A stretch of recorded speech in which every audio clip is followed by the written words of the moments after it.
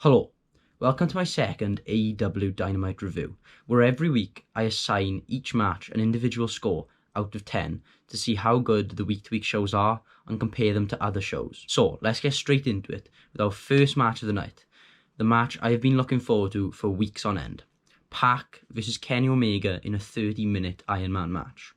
So this match came about because Pac sort of kidnapped Michael Nakazawa and threatened to hurt Riho. So Kenny Omega came to help her. This is the rubber match between these two men. First started when Pac submitted Kenny Omega at All Out. So after just a bit of chain wrestling, they get straight into it. Kenny Omega hits the Hurricane Rana and then the Kataru Crusher straight away. Pac goes for a moonsault, but he gets caught by Kenny Omega and he's in a power slam position. Then Pac twists it into a tornado DDT and it looked really impactful. It was a very fluid, fast movement. Then Pac hits an avalanche brainbuster suplex from the top rope, obviously, to Kenny Omega, and it was a difficult bump to take. Very high up on the shoulders. It looked dodgy. It's a difficult bump. It's just really fascinating watching both of these people because they both move around the ring really fluidly. You know, when they want to take the back, they slide across. In between moves, they're so fluid.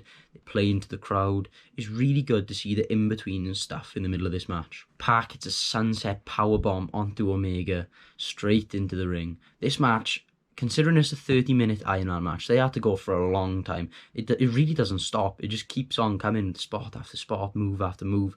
And they don't fill it with technical wrestling. It doesn't slowly build up. They sell to the crowd a lot. It's entertaining in between, and the big spots are really good. So Pac takes the first fall by hitting Kenny Omega in the back of the head with a chair. Then he goes and hits him in the head with a chair again in the ring. Pac takes the first fall via DQ. Kenny Omega takes the first fall via DQ. It's 1-0 to Omega. But Pac hits the Black Arrow as soon as the bell rings, basically. It's 1-0. About 15 minutes in by this point. Pac hits a Falcon Arrow to the outside, and as they're getting up, you can see Kenny Omega's body looks like a bright red. It was very, very weird to see. Anyway, then the ref takes a bump, which allows Pac to get a table out, get Kenny Omega onto the table, and hit the shooting star press onto the outside. The phrase, holy shit, comes to mind. As I said earlier, there's really good tension building in this match. It makes it feel like a big fight. They're selling constantly. Both men look injured throughout the match. It looks really good. Pac goes for the second Black Arrow of the match, but Kenny gets the knees up before Pac gets him in the Brutalizer lock. Kenny Omega sells for about 2.5 minutes. He survives the end of the Iron Man match. Pac's going crazy, hitting the ref. So Aubrey Edwards has to come in, and it's announced that they'll go to an overtime, which is sudden death. Kenny Omega hits the Wound-Winged Angel. It's over. 1, 2, 3. Kenny Omega has won the Iron Man match. So Kenny Omega is going to be looking strong in Revolution. So this match had intense action throughout. There was really good selling. There were slower moments when they were doing that. But they were really going for it for this half hour. Both men looked exhausted at the end. Kenny Omega was dousing himself with water because he was so tired. This match gets the second ever 10 out of 10 on my channel. Next up then, we had my least favourite match of the night. A 6-man tag between the Jurassic Express and Santana and Ortiz and Sammy Guevara, the members of the Inner Circle. So Luchasaurus gets right into it from the start, hitting his kicks and his striking style offense. But the Inner Circle isolate Marco Stunt, cut the ring in half, standard heel work. There's a lot of tag team combinations, which are usually just throwing Marco Stunt around everywhere. There's one where they have him in a power slam position. Sammy Guevara stomps down, then power slam. That was a nice looking spot. Honestly, this match is quite forgettable and boring in some parts. So Darby Allin runs to the ring, snatches the sock with the baseballs from Sammy Guevara, distracts him. Jungle Boy gets the roll up. The Jurassic Express win. Now I think that it was the right decision to have the Jurassic Express win to make them look strong, because Sammy Guevara was sort of screwed out of the win, and it builds to the match between Allin and Guevara at Revolution, makes it more personal. I would have to give this match a 5 out of 10. It was forgettable.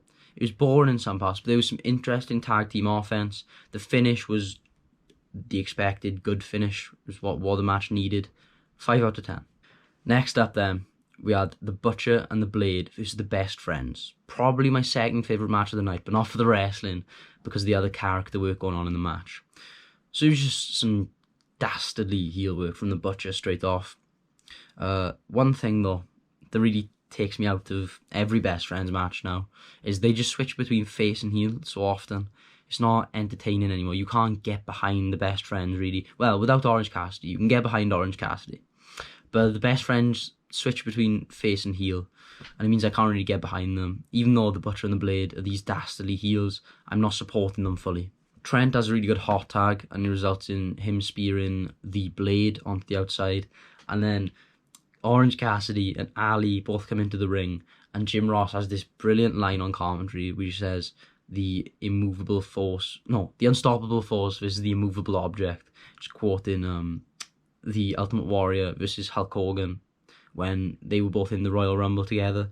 I thought it was really good commentary. Jim Ross gets a lot of scrutiny, but I think he was really good in this match. Anyway, Orange Cassidy nearly gets low blowed by Ali. She nicks his sunglasses, but he gets the one-up. He nicks her bunny ears before suicide diving to the outside, taking out the Blade. I'm always getting them mixed up. I can see why Jim Ross does as well. They're not really defining characters without each other. Orange Cassidy hits a suicide dive to the outside to one of them. And then the Best Friends hit the finisher, the stomp into the behind pile driver thing. I don't know the name of that finisher. They hit their finisher, win the match. Now, it's not so much that I'm against the result of the match as a whole, but I'm against these two teams being against each other at all. Neither of them have much momentum, so making one of them lose is just quite a wasteful decision. I feel like the Butcher and the Blade should be doing just squash matches for the next few weeks until they're ready for a feud, because they're these intimidating people with a really unique look, but then they just lose into teams like the Best Friends.